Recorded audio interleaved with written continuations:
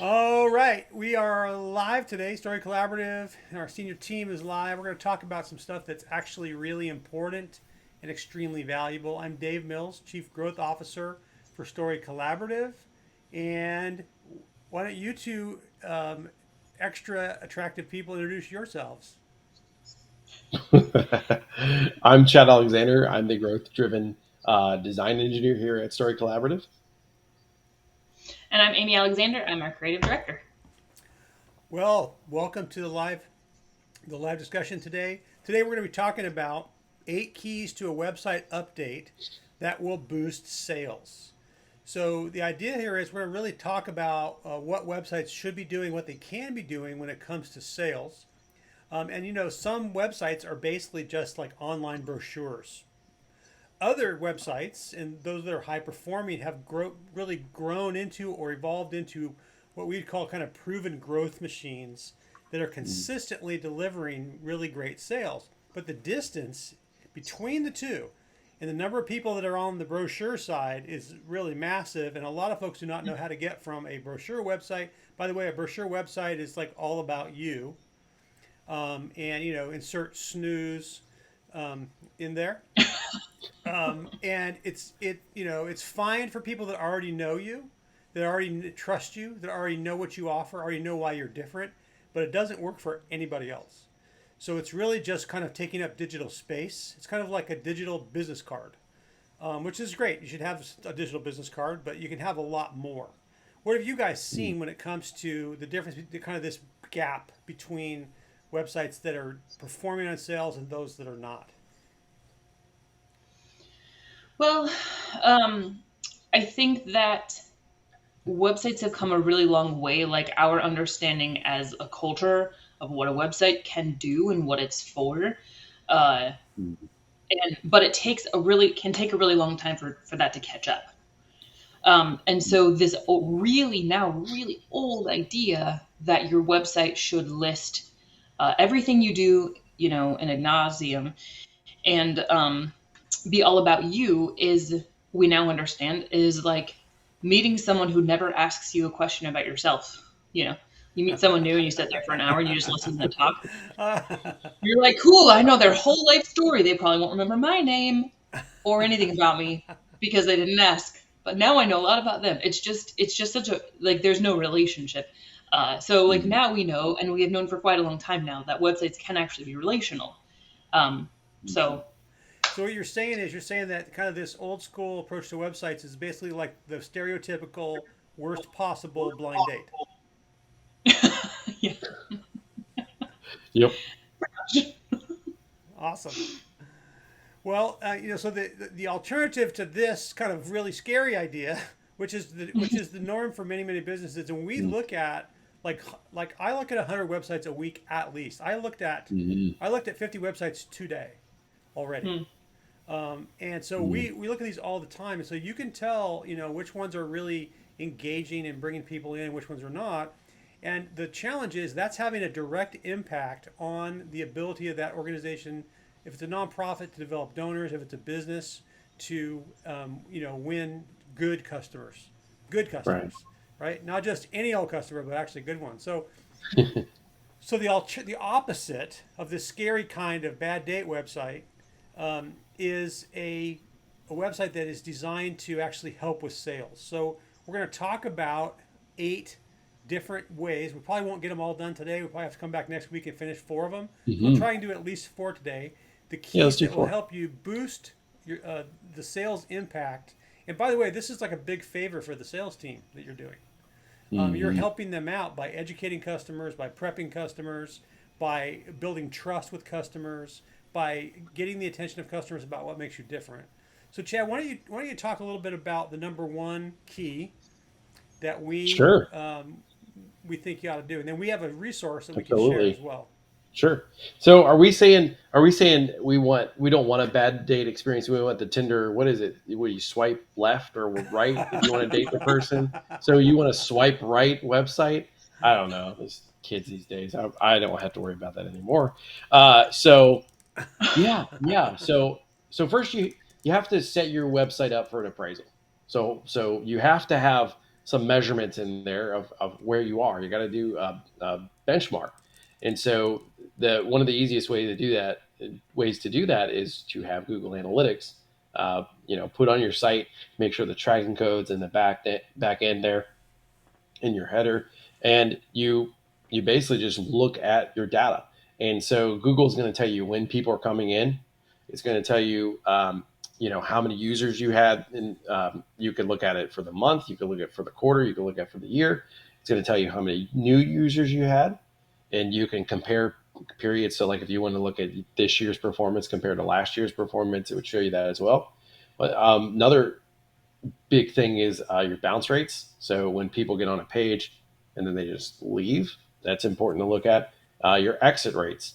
Now, your exit rates we like to look at a little bit better because somebody could bounce off your web page, like for example, like an About Us page. They could go on your About Us page, find your phone number, and they'll bounce because they're calling your number, right? So that's okay. Exit rates are a little bit more indicative of, did your user go to another place and then exit? And so if your exit rate is a good number, 50 and below is what we usually shoot for. That means that people are consuming the content and they're on this journey, and then they, for whatever reason, are leaving. So that's not as bad. So it can definitely kind of give you an idea of where your website is currently.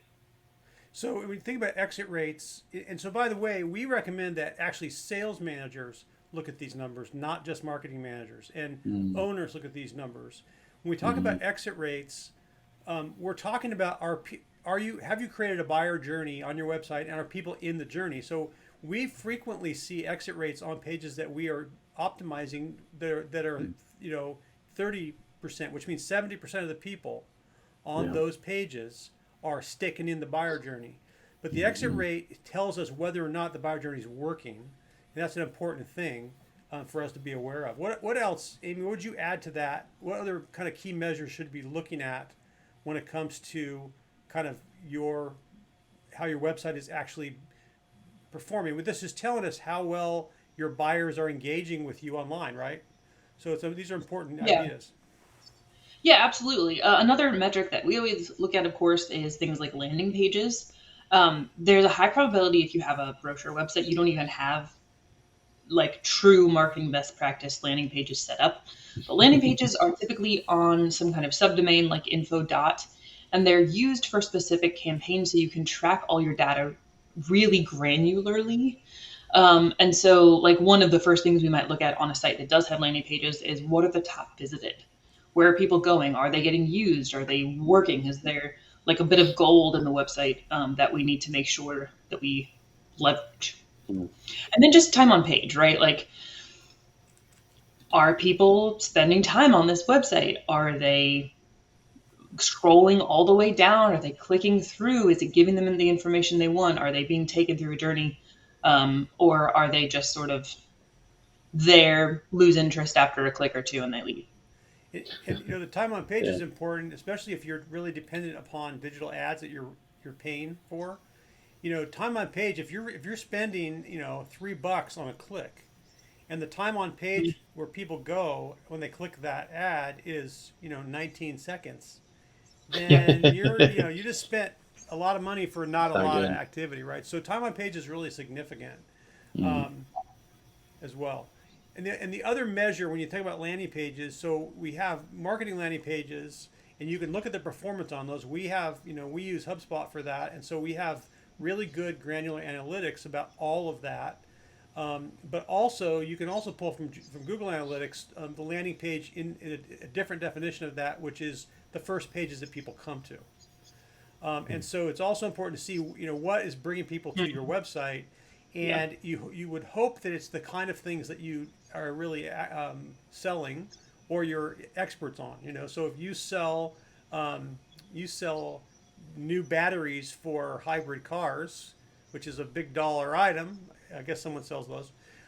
Then you might be talking about how to maximize the life on your hybrid battery in your car. That might be a great landing page article for people to come to, and they're interested in that. It's a great introduction to your buyer journey. So that, I think it's interesting. So when we think about this, so this is interaction, the experience of a visitor on a web page is not just the business of the marketing manager or the marketing director or the people who are doing the hands-on marketing. It's the business of the sales team, because it determines how ready those buyers are when they come to a conversation, or if they'll even get that far, or if they're just going to look at your stuff real quick and go back to your competitor. So it's not just a marketing issue; it's actually more than that.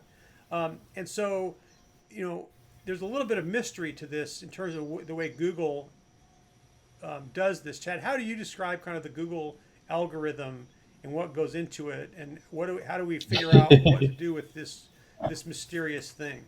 Oh, that is a great question. Really, Google looks into if you have your content structured correctly. Do you have H1 tags? Do you have H2s, H3s, all that good stuff? Do you have stuff logically organized in that manner? Do you have you know quotations? Do you have your keywords in there? So if you put a keyword in there for, I don't know, seltzer water, do you have related keywords to seltzer water? That was on my desk, so I thought I'd throw that out there. So, do you have related keywords to that? And are you putting in keywords that other people are talking about? So that's another thing too. We look at traffic for if somebody does ranks on seltzer water, we would look at the top pages that are ranking on that keyword. So, you have to do that kind of research as well, and find out, what people are talking about, basically. And Google will reward you if you have a interesting angle on it. Because, people have figured out they'll do a video on how to disassemble a pool table, for example. But you might have an interesting take on it. You might make it fun. You might make it lighthearted or something like With that. a chainsaw. Yeah, exactly, right. Exactly. You Yeah. just, set it I on mean, the fire. other thing, There you go, dismantled. Uh,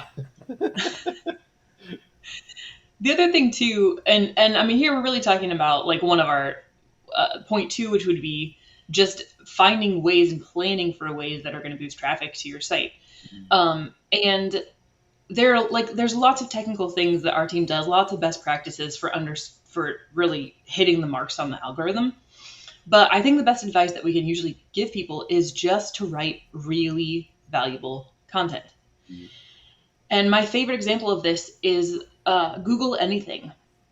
Like Google anything. The top 10, 20 things you're linked to.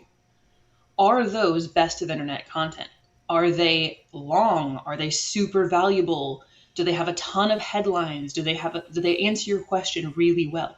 Well, yeah, the chances are like in the first couple links, you're going to find that, but you're going to keep going. If you keep going for a few pages, all of those articles will probably be really good, because Google's really good at its job. And so, again, getting away from this old idea of let's just put up 20 quick articles, because we're supposed to have content. Like 20 terrible articles is still 20 terrible articles. And Google is way smarter. 10 years ago, you could probably put up 20 terrible articles and it would help you. yeah, and keyword But you stuff can't do and that all, all that stuff. Yeah. So the Yeah, the reason, algorithm is really smart. yeah. So and it's also evaluating the whole language, not just a keyword or a bunch of keywords you've stuffed in there, and how does that? And then it's also looking at the way that people interact with that content. The real acid test for content is: do people consume it? Do they enjoy it? Do they stay on it? Do they share it? If they do, Right. you're going to go up in rankings. But I think that the bottom line here, and so the second key we would say is make a plan for how to boost your web traffic. And once again, this is not just a marketing discussion. This is a sales discussion too, because here's the equation: higher, more qualified web traffic is a direct relationship to more sales. And not just for e-commerce companies, or not just for people that have online real estate listings. It's really a rule across the board: B2B, B2G government, B2C consumer, B2E, that's B to employees, B to that's business to outer space. Uh, I'm not talking about BO today. No. Okay. so that's the reason why you have to have a plan for building traffic, and sometimes that sometimes that's involves salespeople sharing content. and also be Well, involved in should planning it for that content. absolutely should involve that. Yes. Yeah, that's right. Hey Good guys, content's when gonna when involve great sales content. That's right. exactly when you put out a blog, email it out, guys. Yeah, It's like simple, and it sends signals to Google that this stuff is getting sent out. yeah, Well, more than that, And Google will push more traffic there. Oh, sure, but I'm but just saying, even like, I think that's one of the bare minimum things that yeah, people should be doing, and they aren't for some reason. I don't know yeah, why. yeah, you're absolutely right. But I think what people forget, especially in marketing, I mean, I've been in large organizations on marketing teams, and we're siloed from the sales, and there's a lot of pointing fingers all the time. Mm, They're typically unhealthy departments, right? Like the departments right. don't really play that well together. It's actually really sad. But what marketing, especially marketing teams, often forget is that the sales team is the one talking to pre-customers and Mm, customers. yeah, Like right. they're the ones. They know exactly what questions are being asked. They know the information people couldn't find. They know Mm, the information that had to be told to the same person 4 times because it was that important. They know the stuff that people want to know. So why would that not be like a huge source yeah, for your content? I think the other mm, thing too is just kind of like the rent versus own of content assets. When you're building a plan for traffic, really what we're talking about is organic traffic. Organic traffic mm. is the same thing as investing in a home that you own. Over time, it's going to build upon itself and you will own that asset and it will continue to build really until the end of time, but or for the foreseeable future. Uh, but um, but when you plan on ad buys like AdWords, Facebook ads to bring people to your content or to your website in general, it's not a bad short term strategy by any means. And if you're launching something and you want to invest rented money into rented traffic, it's not a bad plan. But you do have to know and be aware you're renting. And the minute you turn the money off, the traffic will stop. yeah. And we do have a resource on our website, which I'm just going to put this up on the screen, and it's actually in the footer of our website. It is called the Growth Grader. And so if you go to the story-collaborative.com website, you can just click on the growth grader and you'll get a growth grade. It's going to talk to you about these first 2 points about what's happening. It has 4 different measures in it that you can use. I don't have a fancy link for you. Maybe we should make one that's a footer link. But it's in the footer of the Story Collaborative website. It's a free growth grader. It takes about 10 seconds to do. And we promise we won't spam your brains out. If you use it, we might send you an email or two, maybe even 3, to be honest. But we will not drive you crazy. So that's something you can take advantage of. It's a great way to get a snapshot. Absolutely. It's a great way for a sales manager to just get a snapshot about what's happening on the Mm, website. And by the way, what we're talking about, if you look at our website, by the way, our website's kind of got a new skin on it. Amy and her team did a great job with that. It just talks about this whole idea of a sales enabled website, which is what we're really mm. talking about here. So, Chad, what's the third And key for us as we think about a website that is, really going to help the sales department out? sure. And the third deal is social media. So having a presence on social media, interacting with your followers, people that you follow, uh, just tying that all in together. And as Amy said, you can rent out some ads on Facebook or Google, all that good stuff. But just having a presence on social media, excuse me, really helps. And On it's Friday not afternoons at 4 is when you say social. yeah, sure. Yeah, yeah. After having a few drinks, yes, yes. So you just, Selling and it condoms in the doesn't have to be house. like yeah, but you don't have to like be on there all the time and being annoying about it, but just have some kind of presence there. Yeah.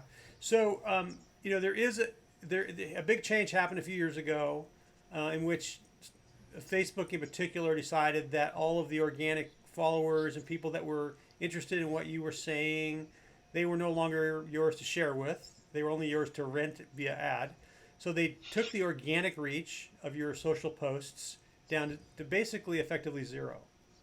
And so, if you're a headhunter and you're looking for people you can talk to, you can do that on LinkedIn. You can stalk them on LinkedIn. But in general, two principles about social media that we have to keep in mind, and this is why we're talking about it. Number one, social media is basically about building community and connecting with people relationally, and you have to remember that. So, kind of canned social media stuff that you get an agency to do for you, that's kind of like done quick. It's not organic. It's not authentic. It's not you as an organization. Isn't going to work hardly at all unless you're selling something. You have a discount on makeup today, then it'll work fine. Some of the B2C stuff you can sell that way. But if you're B2B or you're nonprofit, you're going to have a hard time really winning a lot of leads. But the other really big factor here is that social media really only works well when it has a place to land, right? So if you put something out there, even if you put it out in an ad or you have salespeople sharing it, it's got to come back to your website. So, Amy, Chad, how do we make the link between stuff on our website and social media? How do we make that reality? Yeah, just sharing things. I mean, we say that way back in the day, if you build it, they will come. Well, we all know that, especially that applies to brick and mortar. We know that's not really a thing anymore. But that's the same is super true for your content. Your content, through the latent semantic index and through Google algorithms and all those things, will start to show up on Google. It takes time. But what actually helps that process, what helps you build authority and traffic even faster, is if you disseminate what you're writing in as many channels as possible. So kind of like Chad said earlier, it doesn't have to be like this really complex thing. You don't have to post a certain way and it's got to have all these extra fancy things in it, and it's got to be from a designer. So you don't have to do all that stuff. Literally all you have to do is copy and paste the link to an article and give it a real brief description and share them regularly. And that is actually going to make a surprising difference. And Facebook, LinkedIn, those are obvious channels, but there's lots of other channels like your Google My Business if you are local in any way. Depending on your business, lots of other things, Rumble, YouTube, Instagram, right? Like the list goes on. There's so many opportunities and channels. And email is like, as Chad said, a really important one people often forget. That's good. And to add to that, it has to be valuable. So if you're going out there and you're putting on social media, your new makeup line, 2000, I don't know, but like, it has to be valuable to the customer. So it has to like meet them where their problems are. And you could say, hey, I don't know, ideas for making your eyeshadow look shadowy or something. I don't want to make up. So I'm not the this is target clearly audience. your wheelhouse. Whatever. That's good, Chad. But you know what I'm saying? Like make it valuable to that person so that it, instead of just trying to sell to them, you're giving them something of value. That goes a long way because it shows that you're passionate about what you do and you want them to trust you as a consumer. Yeah. And as we think about the role of the website related to social, the website is where all that stuff lives. And so you're sharing it into social and you're being relational in social. We could do a whole 10 of these on how to be social in social media. But what we're really talking today is about your website. So think about your website, and so social media really becomes one of the channels for distributing, sharing, and connecting with people around content. Hopefully, your content's good enough that when you share it with people, especially intentionally, they actually respond to it. And so that's important. So we have one more key that I think we'll be able to cover today, and that relates to keywords and content planning. And sometimes keywords become like this magical thing that I only have 45 keywords, or I lost 3 keywords. What am I going to do?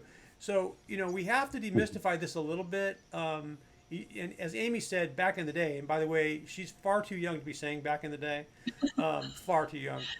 Not anymore. So we don't want to view keywords as kind of like the magic wand.